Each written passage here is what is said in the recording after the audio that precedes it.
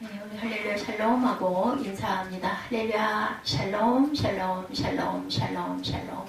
하나님 사랑합니다. 여러분 주 안에서 사랑합니다. 오늘 마태복음 6장 말씀이죠. 31절에서 34절 저희들 24절부터 쭉 함께 합독해봤습니다. 염려를 멈추고 그의 나라를 구하라. First his kingdom and his righteousness 이렇게 말씀하죠.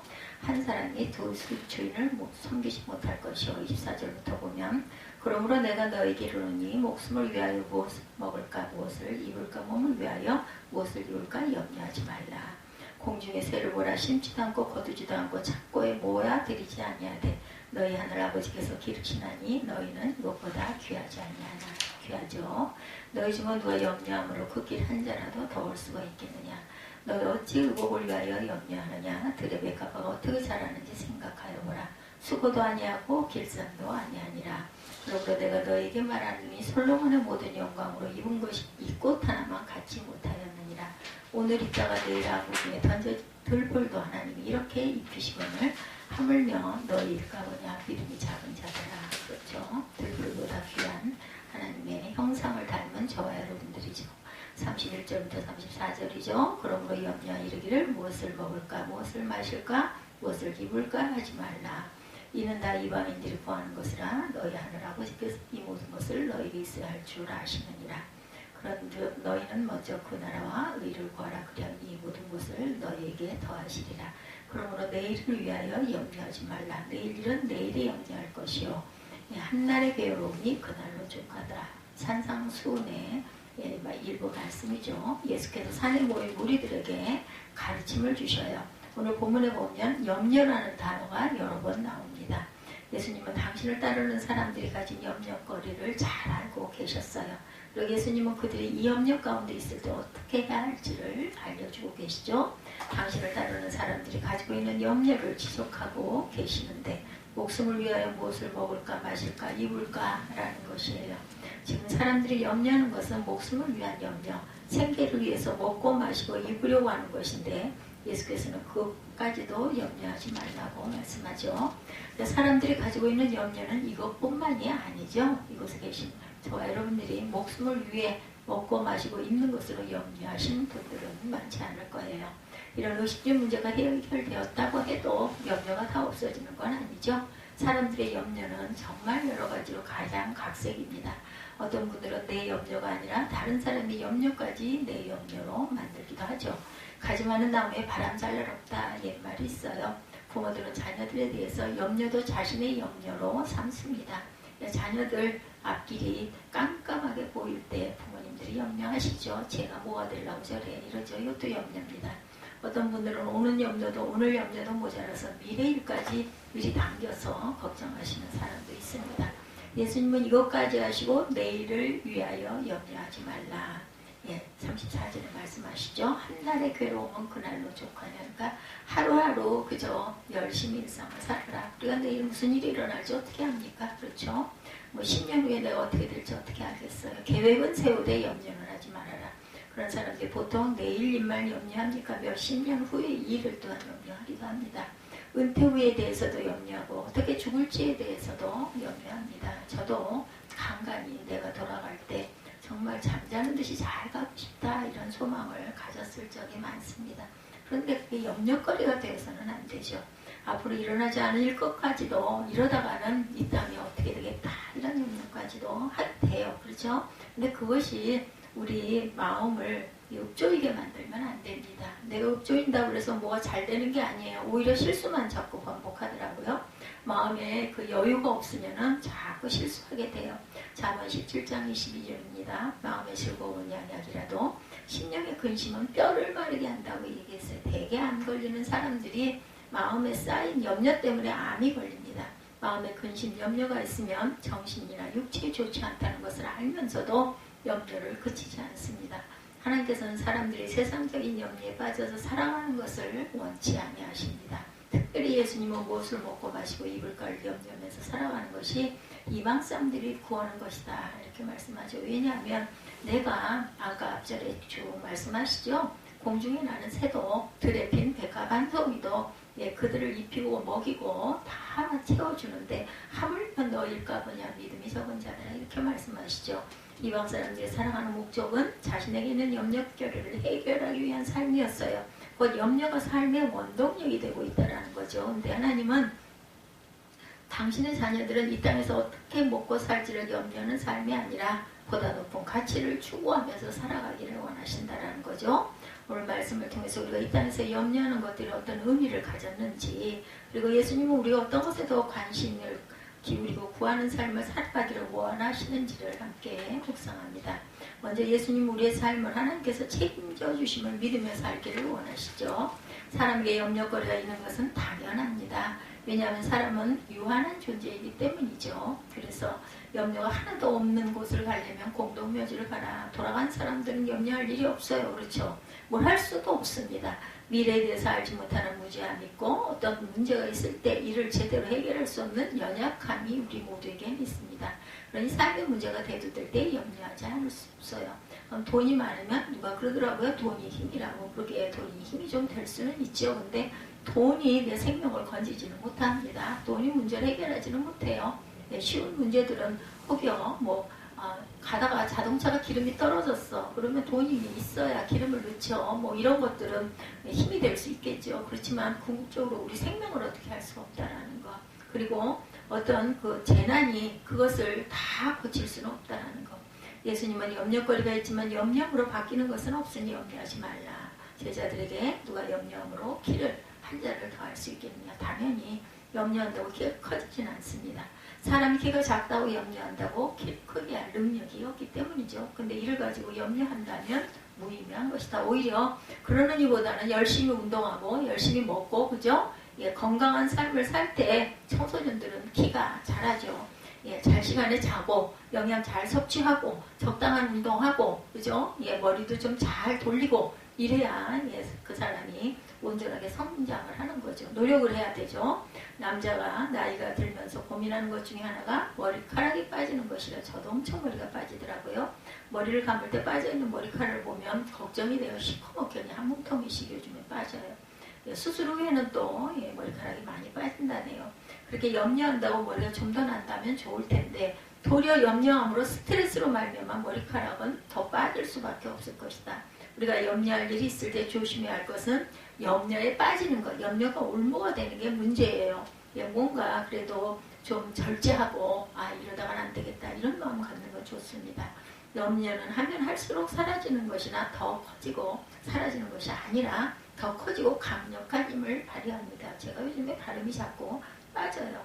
그래서 염려가 우리의 마음을 지배해서 불행하게 만들기 십상이라는 것이죠. 예수님은 사람들에게 염려할 일이 있을 때 하나님께서 책임져 주실 것을 믿고 맡기기를 원하십니다. 예수님은 심지어 목숨의 문제를 놓고도 염려 가운데 있는 사람들에게 말하기를 믿음이 작은 자들, 믿음이 없다고는 안 했어요. 작다고 얘기하고 있습니다. 크기가 작아요. 믿음의 분량이. 왜냐하면 하나님은 그 어떤 존재보다 사람을 귀하게 보시고 돌보시는데 이를 믿지 못하기 때문이다. 내가 몸이 어디가 아파요. 제가 허리가 엄청 심하게 나쁘죠. 근데 요즘은 어떤 마음이 드냐면 내가 허리 때문에 죽지는 않을 것이다 라는 마음이 드는 거예요. 다른 것들 지금 멀쩡하니 건강하고 별 문제가 되지 않고 병원을 찾지 않는 어떤 그 부분에서 지금 사고가 발생했는지 우리는 알 수가 없다는 거죠. 몸에 적신호가 오고 뭐가 안 되고 소화가 안 되고 어디가 꾹꾹 찌르고 아프고 뭔가 이런 게 나타나야 어디가 아픈가 보다 하고 병원에 가서 보게 돼요. 근데 아무런 통증이 없이 진전이 되고 있는 것들도 너무나 많다라는 거. 그렇기 때문에 우리가 항상 제일 기본적으로 건강한 마음과 건강한 생각, 건강한 그러한 믿음을 갖고 살아가야 되겠다. 예수님은 사람들에게 드레핀 백합화를 보라고 말씀하십니다. 그래서 우리는 요즘에 1년에 한 번씩 건강검진을 받죠. 제 세대에는 건강검진 이렇게 해마다 받을 수 있는 그런 제도도 없었어요. 이제 건강검진이 생긴 지가 한 20, 30년 됐나요? 제 기억에는 그렇습니다. 그 전 세대들은 그것도 그 혜택도 입지 못하고 단명하게 일찍들 돌아가시는 분들이 많고 지금은 그래서 100세 시대다 이런 얘기가 많이 나오죠. 근데 오래 산다고 꼭 좋은 것은 아니에요. 오래 잘 살아야 되겠죠.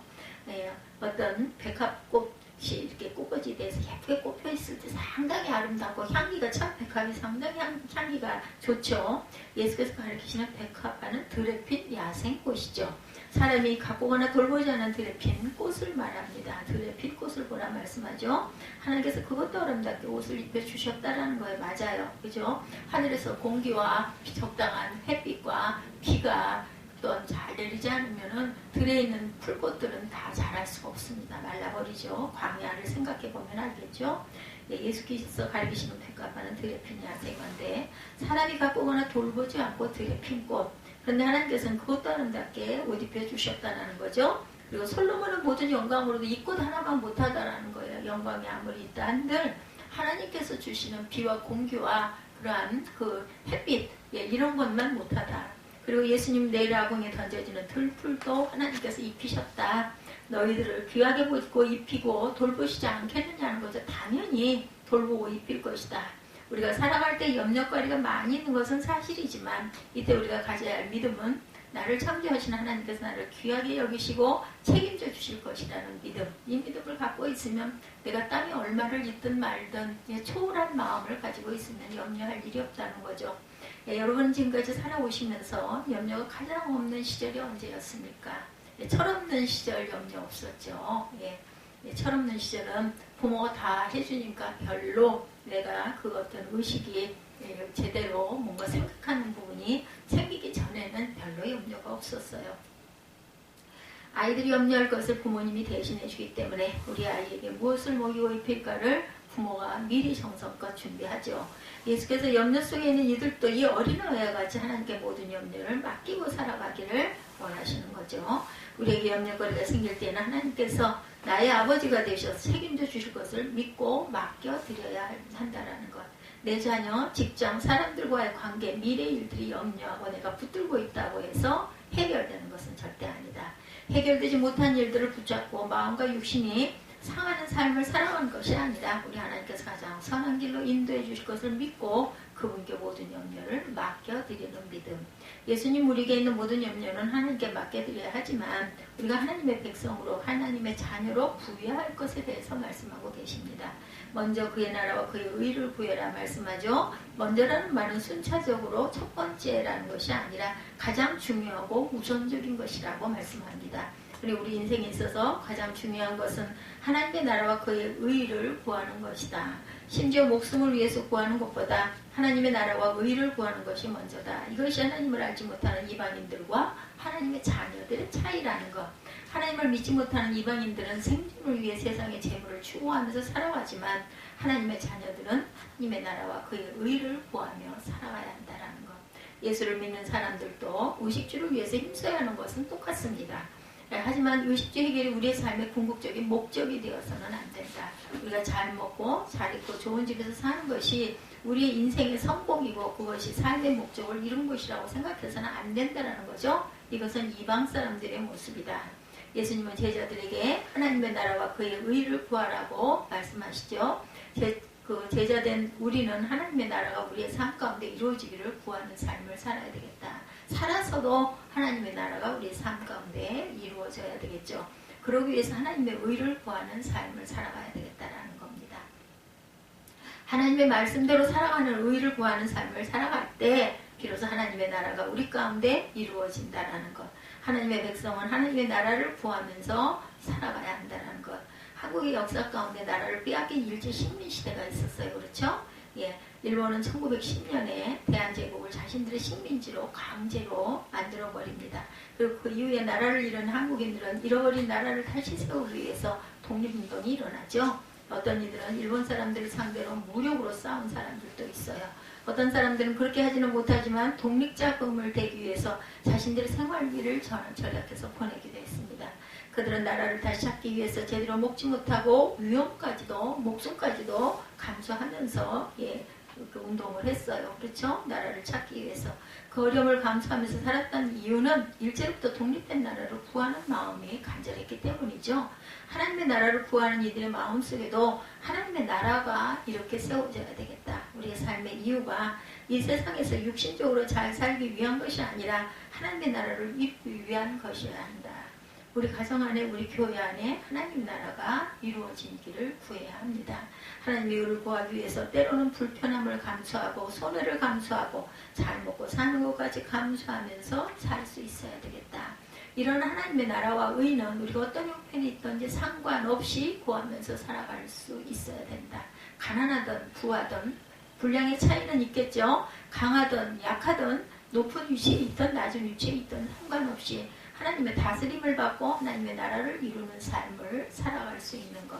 여러분들은 무엇을 구하는 마음이 있습니까? 여러분들 하나님의 나라가 우리 안에 계십니까? 우리가 공부하고 일하고 하는 것의 기본적인 것은 하나님의 나라를 구하는 것이어야 합니다. 하나님의 뜻이 이루어지고 그의 의를 이루는 것이죠. 하나님이 나의 왕이시고 그분의 다스림을 받는 삶을 살아가기 위한 것.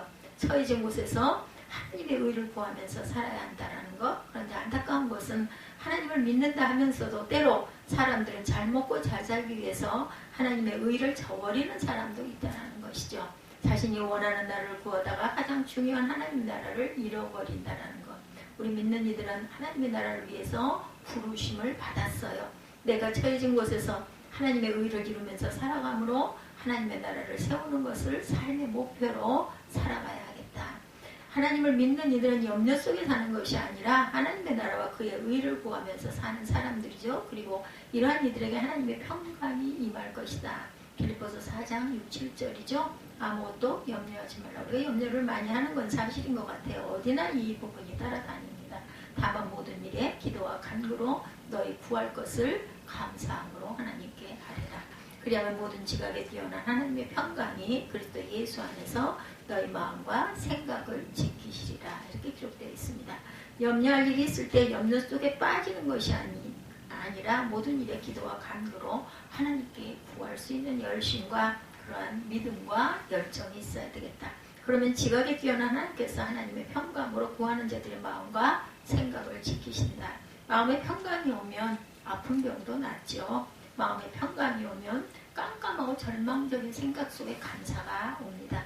우리가 지금 이 정도로 살고 있는 거 아주 가난한 나라에서는 대단히 부유하게 사는 거죠. 우리나라가 잘 살아지다 보니까 국력이 신장이 됐고 그 병에 걸려도 병을 치료할 수 있는 의료진들이 대단히 잘 돼 있다고 하죠. 저는 뭐 해외 여러 나라를 많이 다녀보지 않고 많은 걸 알지 못하기 때문에 모르지만 특히나 코로나19가 대두되면서 우리나라의 의료진이 얼마나 발빠르게 얼마나 대단하게 역사하고 있는지를 비교함을 제가 보고 들었습니다. 그랬을 때 하나님이 우리의 마음과 생각을 하나님의 평강으로 채워주신다. 그리고 우리가 염려하는 일이 있을 때 기도의 자리로 나아가야 되겠다는 거죠. 그리고 내 뜻을 주의 뜻에 맡길 때 우리는 염려에서 벗어날 수가 있고 마음이 편안해집니다. 마음이 편안해지면 건강에 상당히 청신호가 되겠죠. 주님께서 우리에게 하나님의 평강을 허락해 주십니다. 하나님은 모든 지각에 뛰어나신 분이기 때문에 비록 우리가 하나님께 간구할 때 우리의 염려거리를 제거해 주시지는 않더라도 하나님은 기도하는 이들의 염려거리를 극복하고 하나님을 신뢰하며 살아갈 수 있도록 우리의 마음과 생각을 지켜주시는 분인 줄 믿습니다. 예수님은 당신을 믿는 이들이 이 세상의 염려 속에서 마음과 육신이 상하며 살아가기를 원치 않으신다라는 것. 그렇죠? 사탄은 우리로 하여금 염려에 빠져서 살아가도록 합니다. 그리고 재물이 이 염려를 해결해 줄 것처럼 거짓으로 속여서 재물을 섬기는 종으로 살아가게 만듭니다. 근데 예수님은 하나님을 믿는 이들이 세상 사람과 같이 이 세상에서 썩어질 것을 먹고 마시고 입을 것을 위해서 구하며 살아가는 삶이 되지 않기를 원하신다라는 것. 예수님은 말씀하시죠. 우리는 하나님의 나라와 그의 의를 이루는 거룩한 일을 위해서 택함 받았음을 말씀하고 있습니다. 썩어질 것을 구하며 사는 것이 아니라 영원토록 있을 하나님의 나라를 위해서 그리고 그의 의를 이루는 삶을 살아가도록 우리가 부르심을 받았다 이렇게 말씀하시죠. 그러니 우리가 하나님의 나라를 위해서 굶주리고 핍박을 받을 때 그것이 염려거리가 아니라 도리어 감사가 되고 주의 평안을 누리는 축복을 우리가 경험할 수가 있을 것이다. 우리가 진정으로 염려해야 할 것은 우리가 하나님의 백성으로 부르심을 받았음에도 하나님의 나라와 그의 의를 구하며 살지 않는 자신이라는 것. 이게 가장 중요하죠. 염려거리가 많은 이 세상에 살지만 주님께 우리의 삶을 맡겨드림으로 그의 나라를 구하심으로 모든 지각에 뛰어난 하나님께서 우리에게 주시는 하나님의 평강이 우리 마음과 생각에 충만할 수 있기를 간절히 축복합니다. 그래서 우리가 아까 아모스 5장 9절에서 10절 함께 읽었죠. 복되게 사는 길이라고 하죠. 공동체 생활에서 수고 없이 열매를 따먹고 양지만 찾고 단맛만 누리는 사람을 보면 이타적인 사람조차 불쾌해지죠. 결국 단맛만 누리는 사람을 따돌리는 기류가 형성이 됩니다. 그때부터 공동체는 내적으로 분열되고 힘들어집니다. 속상한 마음으로 남의 힘을 빼려고 하면 나도 힘이 빠져요. 그죠? 때로는 내가 더 힘들어지죠. 그때 마음을 잘 돌려라. 남을 미운 마음으로 따돌리거나 괴롭히지 말고 원수를 사랑하라는 말은 원수를 애정적인 대상처럼 사랑하는 말이 아니라 그의 앞날의 불행과 심판을 안타깝게 여기고 긍휼히 여기라. 불쌍해. 이런 얘기 많이 하죠. 깨달지 못해서 너무 불쌍해. 그거 세상으로 가면 죽는데 영원한 심판이 있는데 영벌에 빠지는데 영생이 없는데 불쌍하지 않습니까? 남을 해롭게 하기보다는 이롭게 해주고 그러면 나도 이루어지고 공동체도 이루어진다라는 거. 정말 미운 사람이 있어요. 얄미운 사람이 있죠. 그렇다 할지라도 불쌍하게 여기고 도와주라는 거. 힘이 있어도 나 없으면 잘 되나 보자라고 하지 말고 힘을 과시하려고 해야 할 일을 놓고 잊지 말고 교육적이고 전략적인 목적으로 잠시 해야 할 일을 놓는 경우는 필요하지만 교만한 모습이 없게 해야 된다는 것. 겸손한 마음으로 내가 여기에 없어도 잘 되겠지만 내가 잠시 이 일을 놓겠다 이렇게 생각을 하자는 거죠.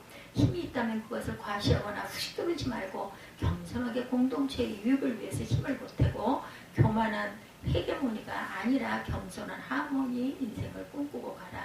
나의 힘과 소유로 남을 섬기면 복된 존재가 되지만 남을 망치면 망할 존재가 된다는 것.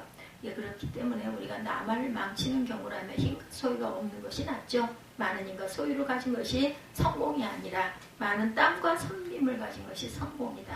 나의 힘과 소유가 성공의 도구가 아닌 패망의 도구가 되게 하지 말아라. 강하다고 마음이 높아지지 말아라. 하나님은 강한 자도 갑자기 패망에 이르게 하시죠. 그렇죠? 모든 것이 하나님의 뜻과 손길에 좌우됩니다. 하나님 앞에 겸손해야 패망에 이르지 않는다. 교만은 패망의 성공이고 겸손은 성공의 성공이다. 겸손 자체도 성공한 모습이지만 조만간 성공이 이루어 더 나아가 성공한 것을 유지시키게 해야 한다. 어떻게 패망의 길에서 벗어나 복되게 살 수 있을까? 정직한 말을 기뻐하라. 고대 성문 앞은 사람들이 제일 많이 모이는 광장 역할을 했고 거기서 되게 재판들이 벌어졌다고 그래요. 많은 사람이 볼 수 있었겠죠. 또한 공적인 선포도 성문 앞에서 행했고 공고문도 성문 앞에 붙입니다. 이스라엘의 선지자들도 주로 성문 앞에서 하나님의 말씀을 선포했습니다. 근데 아모스 당시 타락한 백성들은 성문에서 공의를 선포하고 하나님의 말씀을 선포하는 자를 미워했고 정직한 말하는 사람을 싫어했습니다. 10절 말씀이죠. 그것이 이스라엘의 패망을 불러일으킵니다. 하나님 앞에 공동체가 회복되고 번성의 은혜를 입으려면 정직한 말을 기뻐해라. 정직하게 말하는 것을 기뻐하고 정직하게 말하는 사람을 기뻐해라. 어떤 사람은 정직한 사람은 손해를 보고 물질적인 성공을 이루기 어렵다라는 잘못된 인식을 가지고 있기도 합니다. 가끔 거짓말이나 사탕 발린 말도 할 줄 알아야 성공적인 삶을 살 것 같죠. 세상에서 그렇게 살다가는 정말 손해만 봐 이런 얘기들 많이 하죠. 잠깐은 그럴 수 있지만 부정직하게 얻은 성공은 불행한 성공으로 끝난다라는 거.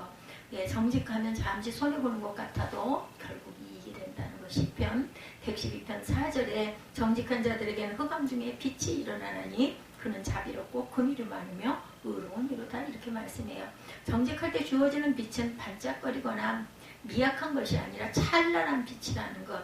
갑자기 하나님의 은혜가 찬란한 빛처럼 임할 것이라는 뜻입니다. 정직하면 어느 때 갑자기 승리와 응답이 주어집니다. 예상치 못한 축복의 노크소리에 문을 열면 오랫동안 소원하며 기다리는 선물이 배달되어 있지요. 어려움이 있어도 정직의 길에서 후퇴하지 말고 조만간 찬란한 은혜의 빛이 어디선가 임할 것을 믿고 구하시기 바랍니다. 하나님의 은혜의 때를 조금 더 기다리시고 인내 후에 주어지는 은혜는 한 단계 높은 차원에서 주어지는 은혜가 되고 우리 믿음이 자라죠. 연단을 통해서 자랍니다. 그 돌파구가 열립니다. 계속 정직하게 살면서 회복의 때를 기다리면 언젠가 현재의 문제가 해결되고 오랫동안 바른 길을 찾지 못했던 자녀의 마음이 순식간에 돌아서기도 할 것이다. 하나님은 정직한 사람을 통해 일하시고 하나님의 영광을 나타내신다는 것을 잊지 않는 저와 여러분들이 되시기를 주님의 이름으로 축복합니다. 오늘은 마태복음 6장 말씀을 통해서 염려하지 말라. 이 하나님의 나라와 의를 구하라. 우리가 너무나 잘 아는 말씀이죠. 우리 함께 말씀